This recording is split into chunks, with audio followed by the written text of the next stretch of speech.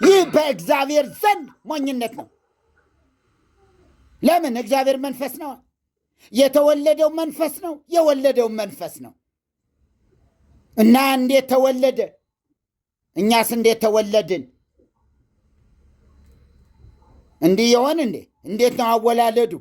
ደግሞ የሆነ እንትን እንዳይመጣ የሆነ ቀዳዳ ደግሞ እንደዚህ ነው እንዴ እኛ እንደተወለድ ነው አይነት ነገር ነው እንዴ ነገሩ ብላችሁ ደግሞ ልባችሁ ወደዛ እንዳይከጅል። ስለዚህ እግዚአብሔር መንፈስ ነው ስንል ህላዌው ቁሳዊ አይደለም ማለታችን ነው። እግዚአብሔር መንፈስ ነው ስንል ህላዌው ምን አይደለም? ቁሳዊ አይደለም። በዓለም ሁሉ ምሉ የሆነ የማይጨበጥ የማይደሰስ ግን በዓለም ያለ ግን የሌለበት የሌለ ውቅያኖስ ውስጥ ብትገቡም ያለ ከውቅያኖስ በላይም ያለ ከሰማያት በላይም ያለ ሰማየ ሰማያት ይይዙት ዘንድ የማይቻላቸው ከዚያም እልፍ ያለ ኩሉ እሁዝ ውስተ እዲሁ እንዲል ሁሉ ዓለማትን በሙሉ በእጁ የያዘ ሰማያት እጁ ላይ ነው ያሉ፣ ቀላያት እጁ ላይ ነው ያሉ፣ ባህር እጁ ላይ ነው ያለው። እንዲሁ ወንዞች ሁሉ እና አባይ ወንዝ በሉ የትኛውም ወንዞች ሁሉ እጆቹ ላይ ነው ያሉ። እጁ ምን ቢሰፋ ነው? ምን ቢሰፋ ነው? ምን አይነት እጅ ነው የሳላችሁ እናንተ? ተመለሱ። የእናንተ 5 ጣት አድርጋችሁ እንዳትስሉ። ደግሞ የሚገርም ነው እኮ ሰው እኮ የሰው አይምሮ ከባድ ነው እኮ። ለግብረ እደዊሁ የእጆቹ ስራ ይለዋል ስለ አዳምና በእጁ እንደተሰራ አድርገው ይተርካሉ ሰዎች። ምን አይነት ጅሎች ናቸው እናንተ! መንፈስ አይደለም እግዚአብሔር እኮ መንፈስ ነው አይደለም እንዴ? መንፈስ ነው። እጅ አለው እንደ እንደዚህ ቀና ያለ ምናምን እንደዚህ የሚሰራበት ሚያወጥ እንዴ? አረ እንደዚህ እንዳትስሉ። አረ እግር እንዳታበጁለት። እንደኛ አይነት እጅ እንዳትስሩለት። እግዚአብሔር ሁለንተናው እጅ ነው። እግዚአብሔር ሁለንተናው እግር ነው። እግዚአብሔር ሁለንተናው ዓይን ነው። ሁለንተናው አፍ ነው። ሁለንተናው ይሄ ወጣ ያለ ጉች ያለ ምናምን የለው። ሰው የእግዚአብሔር የእጁ ስራ ነው። እውነት ነው። ሰማያትም የእግዚአብሔር የእጁ ስራ ናቸው። እውነት ነው። አይ እንዴት አድርጎ ሰማያትማ እንዴት በእጅ ይሰራሉ ብላችሁ ደግሞ ሌላ እንዳትቆፍሩ።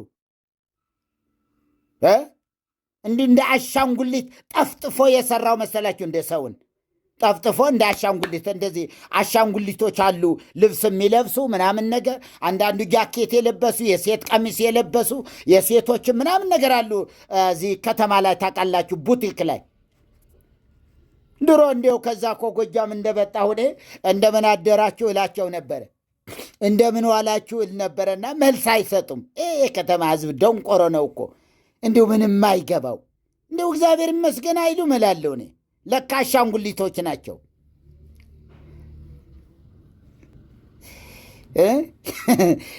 እኔ የሚናገሩ እየመሰለኝ ነው እኮ አዩኝ እያልኩ ደህና አደራችሁ ብዬ እንዲሁ አንገቴን አቀርቅሬ ነው የማልፈው። እንደምን አደራችሁ ብዬ ብዛት ያላቸው እንደዚህ ተደርድረው ሳይ እንደምን አደራችሁ። የሚገርም የገጠር ሰው እንዲህ አንድ ጊዜ ጽጌ ስጦታው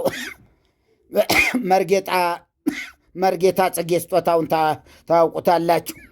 ያደረገኝ እኛ ቆመን እንሄዳል። በባስ ቆመን ነው የምንሄደው። ብዙ ሰዎች ደግሞ ቁጭ ብለው ይሄዳሉ። ከዛ ምንድን ነው እነዚህ ቁጭ ያሉ እኛ ለምንድን ነው የቆምነው አልኩ። እነሱ የወንበር ቆርጠው ነው አለኝ። የወንበር ትኬት አለ፣ የወንበር ካልካቸው የወንበር ይሰጡሃል አለ። እና 10 ሳንቲም ነበረ ሽሮ ሜዳ ከለጋሃር የምንሄድበት። በኋላ እንዴት ነው በኋላ አንድ ቀን መጀመሪያ ላይ ተሰለፍኩና የወንበር ስጭኝ አልኳት። እንግዲህ ጋቢ ለብሻለሁ፣ እንትኑ አለ ምኑ አለ። የወንበር ስጭኝ ስላት 90 ሳንቲም መልሳልኝ ነው። አንተ ያዝና ሄደ ወደዛ ምናምን ነገር አለች። የወንበር ስጭኝ ነው እኮ ምልሽ አልኳት። ሰው ይስቃል። ምንድን ነው ነገሩ? እምቢ አለችኝ። ያችን ትኬት ይዤ ገባውና ሹፌሩ ካለበት ጀርባ በኩል እዚያ ላይ ሂጄ ቆምኩ። ሌላው ሰው ሁሉ እየመጣ ይቀመጣል፣ ዝም ብሎ ይቀመጣል። የሚቆም የለም።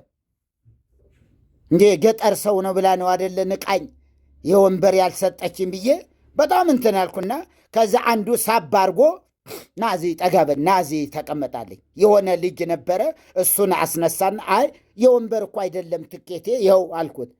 አይ የወንበር የሚባል የለውም ቁጭ በላለኝ። የለውም እንዴ? የለውም። ወይኔ ብዬ ጽጌ ተጫወተብኝ አደል እያልኩ እና ክብር ለጌታ ይሁን። አለማወቅ አያችሁ እስከዚህ ድረስ ምንትን ያደርጋልና እግዚአብሔር መንፈስ ነው ስንላያችሁ፣ አሁንም ቢሆን እግዚአብሔር ሰውን ከምድረ አፈር አበጀው ሲባል እንደዚህ 10 ጣቶች ያሉት በ10 ጣቶቹ እንደዚህ ጭቃ አብኩቶ ከዛ በኋላ እንደዚህ እንደ አሻንጉሊት ቅድም እንዳልኳችሁ እንደዛ ሰራ አልጎ ከዛ በኋላ እፍ አለበት ማለት ነው እንዴ? አይደለም። የአፈጣጠሩ መንገድ ነው። የአፈጣጠሩ መንገድ ነው። መንገዱ እሱ ነው። መንገዱ እንደዛ ነው። ዝም ብሎ የሆነ የጠፈጠፈው እንዳይመስላችሁ። በዚህ በኦርቶዶክስ አለ ማነው የሚባል መልአክ ማነው? መምህር ጽጌ ይስጦኝ። ዋ መልአክ አለ አፈር ይዘሊና አዳምን ልፈጥረው ስለሆነ አንድ ሰው ምፈጥረው አለ አፈር ይዘሊና አለ። እዛ አፈር ቆንጥሮ ይዞለት ሄደ። በዚያ ፈጠረውና ተንኮል ያለበት አፈር ክፉ አፈር አምጥቶ ሰጠው። በኋላ ከዚህ አፈር ስለፈጠረው ሰው የሚስት ሆነ እና የመልአኩ ተንኮል ነው አዳም እንዲስት ያደረገው ተብሎ እንደዚህ ሙሪያል ይባላል። መልአኩ ሙሪያል የሚባል መልአክ ነው። አነባዋለሁ እና አልስተውም፣ አልረሳውም። ምረሳ እንዳልመስላችሁ አንዳንድ ጊዜ እንደዚህ እንጂ አልረሳም። ክብር ለጌታ ይሁን። ስለዚህ እግዚአብሔር ምንድነው? መንፈስ ነው ስንል ምንድነው ብለና ህላዌው ቁሳዊ አይደለም፣ ምሉ በኩለሄ ነው። በሁሉ ስፍራ ሙሉ የሆነ የማይወሰን የማይጠቀለል የማይከፈል የማይታይ ረቂቅ መለኮት ማለት ነው። ረቂቅ ባህሪ ማለት ነው። እግዚአብሔርን በህዋሳቶቻችን ልንረዳው አንችልም። እጅግ ልሁቅ እጅግ ምጡቅ ስለሆነ ምጡቅ ነው፣ ከአይምሮ በላይ ስራውም በሰው አይምሮ አይመረመርም። በሰው አይምሮ የሚመረመር አይደለም። አሜን፣ ሃሌሉያ። በሰው አይምሮ አይገመትም። እንዴት ሰማይ ይሁን አለ ሆነ። እንዴት ትገምቱታላችሁ? አሁን በቃ ሰማይ ይሁን አለ ሆነ፣ አለቀ። ወውእቱ አዘዘ ወተፈጥሩ፣ እሱ አለ ተፈጠሩ፣ እሱ አዘዘ ተፈጠሩ አለ። በቃ ክብር ለኢየሱስ ይሁን። ባህር ታውጣ አለ፣ አወጣች። 4 ፍጥረታትን በባህር ውስጥ በውሃ ብቻ የሚኖሩ በየብስና በውሃም የሚኖሩ በየብስ ብቻ የሚኖሩ በሰማይ ደግሞ የሚበሩ እነዚህን ታውጣ አለ። ባህር አወጣች። ሰማች። እንዴት ሰማች? ባህር እንዴት አወጣች? ምድርንም ምን አላት? ታውጣ አውጪ አላት። አራዊቶችን ሁሉ አወጣች። ስራው አይመረመርማ። እንዴት ልትመረምሩት ትችላላችሁ? አይመረመርም። ስሙ ብሩክ ይሁን። እግዚአብሔር ይመስገን። ስለዚህ ኢየሱስ ያድናል እና ይሄ የኢየሱስን የምንሄድበት ኢየሱስን ለማወቅ የመጣንበት መንገድ ነው እኮ። እንዴት የረቀቀ እንደሆነ እንወቀው። ይሄ ኢየሱስ ቃል የሆነው ሥጋ ሆነ። ቃል ሥጋ ሆነ። ምን ሆነ እያልን ነው? ቃል ፍጡር ሆነ እያልን ይሆን? ምንድን ነው ልዩነታቸው? ቃል ሥጋ ሆነ ማለትና ቃል ፍጡር ሆነ ማለት ምንድን ነው ልዩነታቸው? ምን ይሆን ልዩነታቸው? ሥጋ ምንድን ነው ባህሪው? ፍጡር። ስለዚህ ቃል ፍጡር ሆነ ብንል የተለመደ ነው ወይ? አልተለመደም። በዘይቤ አልተለመደም። ይባላል ወይ? አይባልም። አይባልም። አያችሁ፣ ይሄ እኮ በደንብ ስናጠናው የምንረዳው ነገር ነው እኮ። ካልሆነ እንስታለና እንዳንስት ነው ኢየሱስን እንደ ኢየሱስነቱ መጠን በገባን ልክ እንድንረዳው። ክብር ለጌታ ይሁን። ባወቅነው ልክ ደግሞ እንድንገዛለትም ዝም ብሎ በከንቱ አይደለም። ባወቅነው ልክ እንድንገዛለት፣ እንድንታዘዘው። ቀናት የማን ይሆናሉ? የኢየሱስ። ሌሊቶች የማን ናቸው? የኢየሱስ። 30 ቀናት የማን? የኢየሱስ። ሀብቶቹ ናቸው፣ ገንዘቡ ናቸው። ማንም ቆፍሮ ያመጣው ቀን የለም። ክብር ለኢየሱስ ይሁን።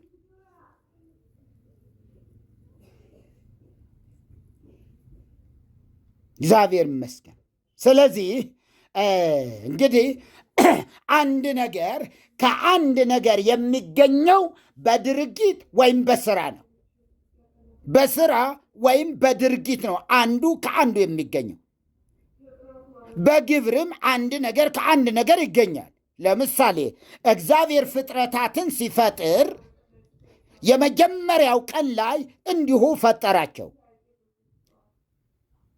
4ኛው ቀን ላይ ደግሞ ፀሐይ፣ ጨረቃ፣ ከዋክብት የሚባሉትን እንዲሁ በቃሉ ፈጠራቸው። ከዚያ ውጭ ያሉ ፍጥረታት ግን ግብርም ግብር ነው የሚባለው። ከአንድ ነገር አንድ ነገር። ለምሳሌ ምድር እጽዋትን ታብቅላለ፣ አበቀለች። አንድ ነገር ከአንድ ነገር ፈጠረ። የሌለ ነገር አይደለም፣ ታውጣለ። አያችሁ። ፍጥረታትም እንዲሁ የምድር አራዊትም ሁሉ ከምድር አፈር፣ የምድር አራዊትም ሁሉ ከምድር አፈር፣ ሰውንም ከምድር አፈር።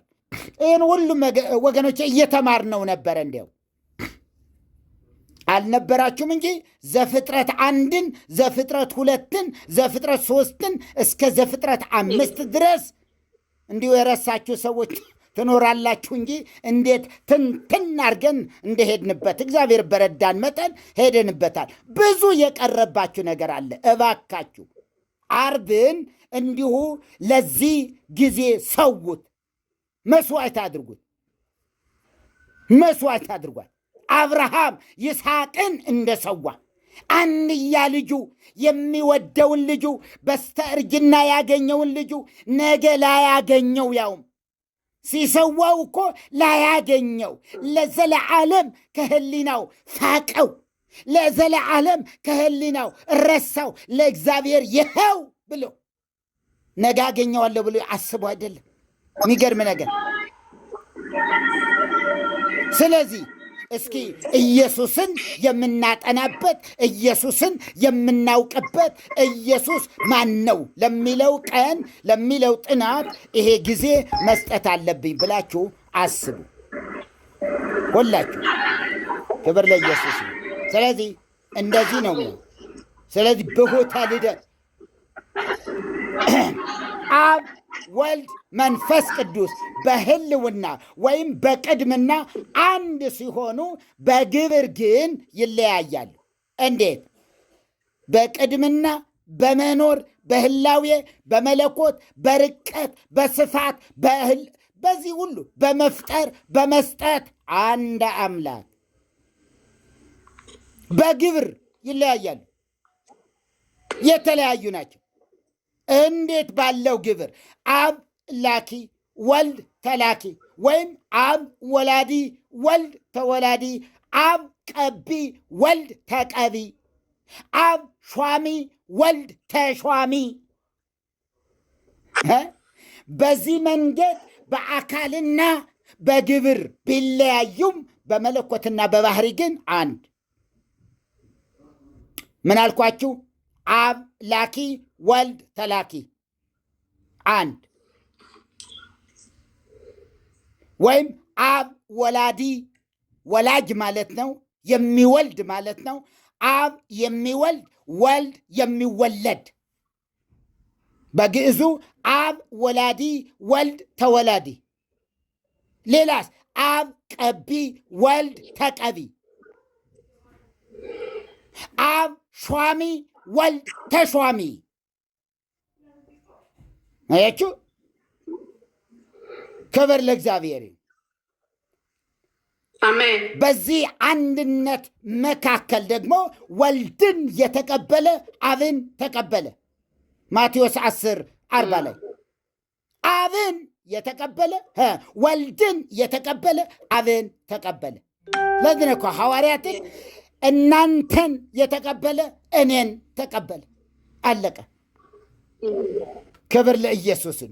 ወልድን ያመነ አብን አመነ። ዮሐንስ 12:44 ላይ አያችሁ? ወልድ ነው የሚቀድመው ያለ አሁን ወልድ ነው መነሻ እየሆነ ያለ። ለምን? ወልድን ያመነ አብን አመነ። ዮሐንስ 12:44 ወልድን ያወቀ አብን አወቀ። ወልድን ያወቀ አብን ያውቀዋል። ዮሐንስ 14:9 ወልድን የወደደ አብን ወደደ። ወልድን ያከበረ አብን አከበረ። ዮሐንስ 6:23 ላይ አንዱን ጠልቶ ሌላውን መውደድ፣ አንዱን ተቀብሎ ሌላውን አለመቀበል፣ ወይም አንዱን አልቆ ሌላውን ማሳነስ አይቻልም። አንድ የሚያሰኘውም ለዚህ ነው። ክብር ለኢየሱስ ይሁን። አሜን፣ ሃሌሉያ፣ እግዚአብሔር ይመስገን። ስለዚህ ክርስቲያን ለሆንን ሁሉ አብ በሚገልጥልን ምስጢር መንገድ ማለት ነው አብን አውቀነዋል፣ ወልድንም አውቀነዋል፣ ሰምተነዋልም፣ አይተነዋልም፣ ተቀብለነዋልም፣ በልተነዋል። ወልድን በልተነዋል። ወልድ በገለጠልን ልክ ደግሞ አብን አወቅነው፣ ተቀበልነው፣ አየነው። እናም እግዚአብሔር አብ የእግዚአብሔር ወልድ አባት ነው የምንለው በዚህ አገላለጽ ነው ማለት ነው። ክብር ለጌታ ይሁን። አሁን ወልድን ጀምረነዋል። ወልድን እያየነው እንድንሄድ ነው። 57 ሰዎች አላችሁ። ጌታ በነገር ሁሉ ይባርካችሁ። ቃሌን አልጠበቅኩም። እንዲ 40 ደቂቃ ብዬ ነበረ። ሲባዛ በ3 አድርጌዋለሁ። ምንም አይደለም። በ3 ቁጥር ነው ያባዛኋት። በጣም ትንሽ ናት። እግዚአብሔር ይመስገን። ማይክ ፍሪ። ዋው! ደስተኞቻችሁ ግን ወገኖቼ እንዴት ነበረ? ትንቢትዬ ጠይቅልኝ እስኪ፣ ጠይቂያቸው። እንዴት ነው?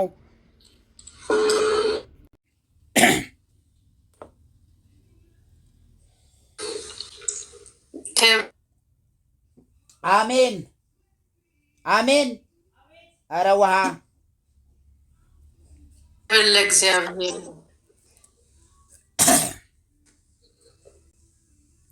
አቤት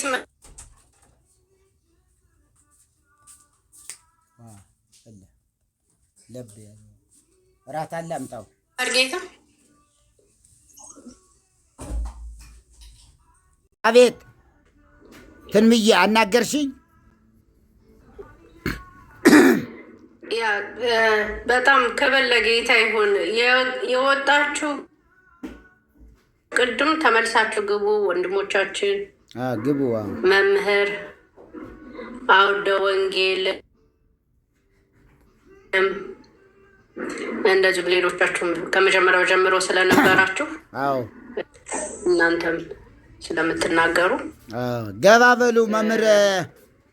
መምህር መርጌታ ጽጌ፣ መርጌታ ኃይለ ሚካኤል ያላችሁ ፕሊዝ ምርሶን አይደል ያሉትን እንዲገቡ ነው። መምህር ስለነበሩ ከዛ ወደ ወንጌልም ስለነበሩ እና መምህር ጽጌም ስለነበሩ እርሳቸውን እንዲገቡ ነው ያልኩት። ለዚህ ነው። ተባረኩ ቅዱሳን። ሌሎቻችሁ ያው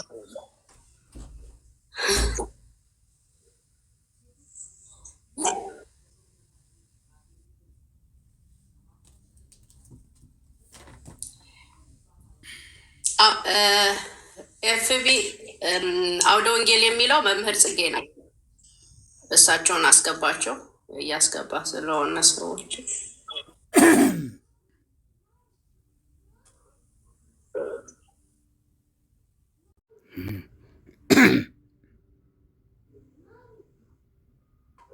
ኖ ምንም ችግር የለውም። ቆይ